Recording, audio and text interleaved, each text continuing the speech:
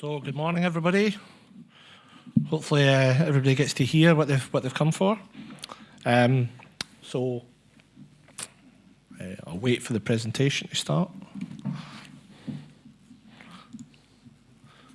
So going straight into it, really. I think for me, I've been with the company 3 years post government ownership. We're moving in that sort of different direction to what the company was before. There's a lot of change. I think that causes some problems for the staff because they're not used to change. A ferry company is very much backwards and forwards, and that's what they're used to. So hopefully over the next few years we can get back settled down, we can improve our routes, we can improve that connectivity that we're all interested in. So first of all, I'd like to apologise for anybody who's been caught up in the recent cancellations and disruption at Heysham. It's one of these problems of ships hitting quaysides. There's not much we can do about it. It's going to happen. Weather conditions are never ideal. Heysham Port's really tight. Douglas is pretty tight as well. So, these things have happened over the years. I don't think there's a steam packet vessel that hasn't had a little prang as it's coming in out of those harbours. So it's something that we constantly work on to try and improve our operational resilience. And actually the sort of turnaround in Heysham, using coaches to get on and off, is actually working quite well and has improved. It's no ideal. We're trying to get back on the usual berth, which will improve connectivity for everybody. So we are acutely aware of our responsibility. The steam packet is something that everyone relies on a daily basis. Pretty much everything that's on island has come by sea.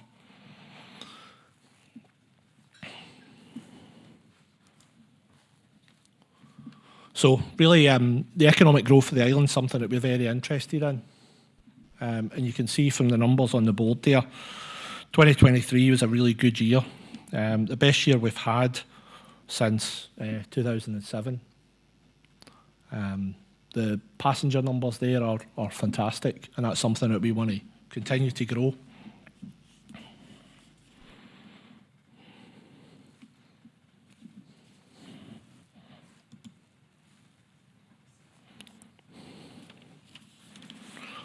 So the other thing that we take a lot of pride in is our community support.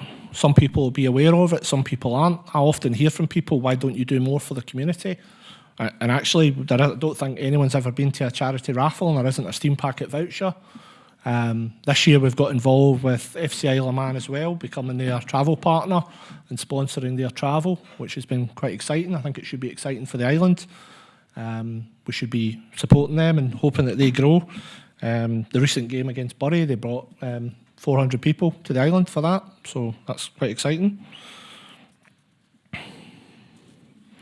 I think the other number that's quite interesting is the 233 local companies that we have worked with, the 12.4 million that we've put into the local economy. That doesn't include all the staff, all the wages, all the tax paid. I think most of the staff in the Isle of Man Steam Packet Company are Manx residents, so the pain that you might feel when the boat's cancelled or the shelves are empty in the shops, we feel that pain as well, and it's something that we'll always endeavour to get better at, to try and reduce cancellations and delays. We have also employed an executive chef, so anyone who's travelled regularly over the last 20 years will know that the food hasn't always been as good as it is now. That executive chef has great contacts with the local suppliers, and he has been instrumental in bringing on board local suppliers. The recent celebratory cruise had a lot of those suppliers on board. I don't know if anyone here was there. It was a great success.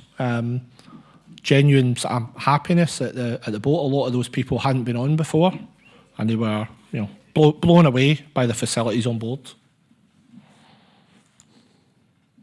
Oh, I think I missed a slide there.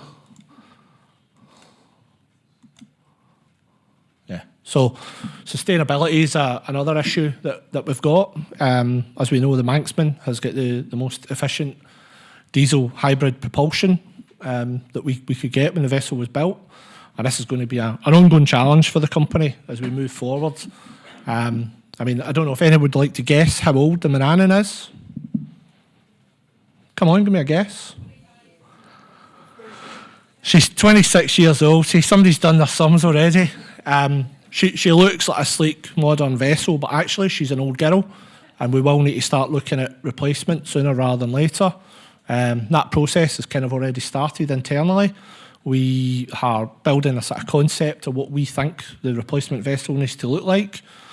Of course, there's 85,000 people have a different opinion on that, so we'll try and take that into account, as we did with the Manxman. And again, I think Gary touched on social media expertise, which I think we need to try and ignore as a society rather than just as a steam packet. But those challenges are getting a green vessel that complies with all the national and international regulations. Going to the UK means that we come under their jurisdiction for those as well. And in the Dublin sailing, we're also subjected to the EU regulations. So we have to be very careful with what we build and make sure it complies for the next 20, 25 years. And hopefully bring us future connectivity to Ireland as well. I know that's a question that will probably come up in the panel, and I'm happy to discuss it. I think that's it. Thank you.